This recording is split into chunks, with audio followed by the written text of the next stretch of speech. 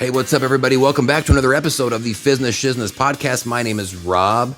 I'm actually the newly mustachioed Rob. So if you're listening to me over on Apple Music or Spotify and you're trying to figure out why all of that swagger is coming through your speakers, it is because of my mustache. Actually, I had told my wife that this was now going to be the summer of the stash, and she was not thrilled with that particular synopsis of how this summer was going to go. So it might actually just end up being the half summer of the stash. But hey, look, I'll take a half summer of a ripping stash all day long. Life's short. Grow a mustache from time to time. Actually, life is short is a really good segue into what I wanted to talk about this week. I have a tattoo on my arm that says, "Someday everything that you love will die." I remember the first time I saw it, I was in my tattoo artist little cubicle doing some other work. I saw it on the wall and I thought, wow, that's powerful. I saw it as a positive statement. So I got it the next time that I went in there. But since then, inevitably, nearly everybody that I've shown it to or has seen it and has read it has the same reaction, which is, oh my God, that is depressing. I get depressing a lot. Or that's morbid. Why would you want to put something like that on your arm? And I get why they're saying that, because they're concentrating pretty much predominantly on the will die part of the phrase. But to me, the will die was simply the thing that gave weight and meaning to everything that was before it. Someday, everything that you love will die. I loved that it contrasted the fact that I'm still alive right now. Someday, everything I love. So I'm alive. I love things. And if I'm lucky, things love me back. But someday that will end. But that's not right now. Right now, I've still got it. And I love the pressure that put on what that meant for me today. I love the fact that it contrasted. You've got those things now. What are you going to do with them? Because soon you will no longer have those things. If you concentrate too much on the will die part of it, then you lose the meaning of the rest of the phrasing. All that the will die does is it gives meaning and it makes the rest of it matter. So it made me wonder, can people live full lives? Can people live well? Can they get the most out of their days if they're not willing to contrast and keep in the back of their mind the fact that if you don't, those days are still going to run out anyways. Your end is inevitable. So if you're not willing to make the most out of your days that you've got today, don't be thinking that they're going to last forever and you can do that later. They're just not. Your time is running out. I love how much the death aspect of it made the life aspect of it so much more important. I've got a guy that I know, not quite a friend, but we're friendly. We're just not in the same circles. Good dude, good dad, good family man, a little bit younger than I am, that just got some medical news that sounds like it's not the type of medical news where things have a great ending to them. And something that people don't tell you whenever you're younger is that as you age and as you get older, the number of people younger than you that will pass away will also grow with you as well. Whenever you're 10, it's really a non-factor, except in few probably situations which are horrible, I can imagine. But whenever it does happen to acquaintances, you probably don't hear about it. Your family probably shields you from that.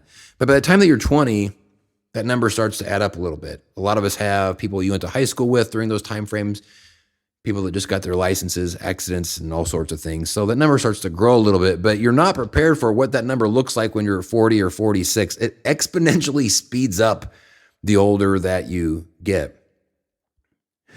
I think that whenever that happens, we all, of course, have sympathy and sadness for those people and their families, but human nature, I think, also has us putting ourselves into that situation a little bit, or thank God it wasn't me or somebody that it was in my immediate family.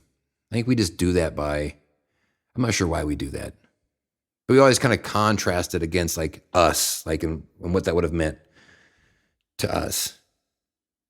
But I thought about that this week whenever it does happen to other people. When people that are younger than us die before us, in a weird way, what that means is they just got to the inevitable before we did. We're getting there too. They just happened to get there first. I thought a lot about how we're all on the same journey this week, that even though we all live these different lives in different areas and different circumstances and so many nuances and just differences in every single person that's on this planet, how far apart are our journeys if the destinations for all of us end up still being the same? It makes me think that in some way we're actually all on the same journey. The journeys might look a little bit different, but I'm not sure that you can say that we're all that much different whenever we all end up buried. That sounds morbid. It's not meant to be. It's meant to be someday everything that you love will die. I hope that whenever you listen to this, you don't think of it in terms and just go like, God dang, why is he being like this? This is the same reason I got the tattoo in the first place, is that I always carry it in my back pocket that I know that my time is coming. In fact, I have these things, my buddy, the brown mouse, calls these as nightly existential crises. And I have these too, where I lay down and probably 50% of each night of the week, I'll have moments where I just go, oh crap, I'm halfway to 92. That can't be right. And I find myself, the older that I get, appreciating things that I didn't appreciate whenever I was younger. There's been several times over the course of the last several months where I'm standing out at my driveway, looking up at the moon and smiling, just going like, that moon's pretty cool. It probably looks crazy to my neighbors, but I'm just out there smiling like an idiot. But I also think in terms of small things that matter to me right now. Like, I hope that I get to smell my wife's hair forever. And I know that I'm not going to be able to. But if you know that someday that everything that you love is going to die, then what do you do with that now? Like, what do you do with those moments now when you can still do something about them?